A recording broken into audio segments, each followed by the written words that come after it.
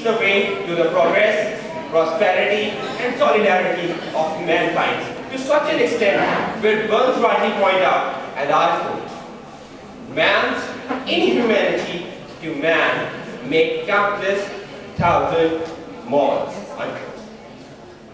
Dear audience, the blind adherence of might has nursed all the negatives inside men. It has surely given birth to moral decadence, accelerated psychological problem, cultivated status consciousness, and set on a rat race of amassing more and more money. Now the power-driven political leaders are busy in grinding their own existence, accumulating countless wealth, looting national exchequer, gripping lands, and distributing the properties to their stooges.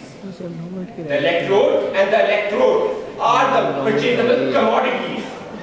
Floor crossing and house trading are the favorite games in politics internationally. And the only golden rule that is followed all throughout the world is that might is right. Now fair and foul, right and wrong means are attained to adopt the paraphernalia of life. The candid men and the law-abiding men are becoming criminal and dacoits and even terrorists.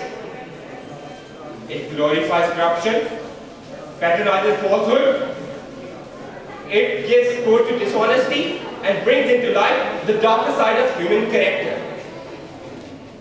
Dear audience, I strongly believe that one walks by the light of faith, not by the exercise of might or power. To complement this statement, let me quote a classic example of Jesus Christ, who most diligently spread the message of God without the use of force, daggers, or sword, but rather in the very humane manner with the help of his persuasive sermons and spellbound word. At the time of crucifixion is also an eye-opener for my opponents of mine, that when adversaries, enemies of Jesus, who were trying to kill, who were bringing the tail of his life to an end, with this static plotting, then my Lord, Allah Almighty, saved his soul in the most magical manner. Thus, all force, might, and powers of their adversaries were in smoke.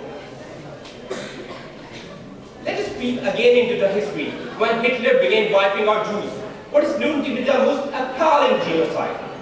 His callous actions were provoked by his malicious ambition for might and power, and it is verified factual reality that when someone possesses control and authority over others, they become infected with evil and wicked behavior that tries to dominate and destroy their minds. Like Hitler, Mussolini, Saddam Hussein, who all desired for absolute power and vanished in their might to such an extent that they destroy all versions of humanity. My friends, let us remember the great dynasties of Egypt and China. Although they brought a lot of treasure, scientific, and many kind of inventions in this world, but their populations suffered a lot during their rule. My friends, who can ever be happy by the atrocities perpetrated by Hitler, Halaku, or Genghis Khan? Who can ever be pleased by the undue exercise of Indian army against innocent Kashmiris? Who can feel elated at the misery of poor father whose daughter gets deflowered by the feudal lords? Who can ever be happy when heart-wrenching clips of two brothers from Sialkot were televised and we were shown that how might on the part of few influences awarded the most horrific death to those two miserable brothers? I would like to wrap up my unending argument on the word of Abraham Lincoln, who most sagaciously says, and I quote, "Let us have faith that right makes might, and in that faith, let us to the end dare to do our duty and strongly realize this unabated fact that might can never be right, might is not right, and might will never ever be right." Thank you.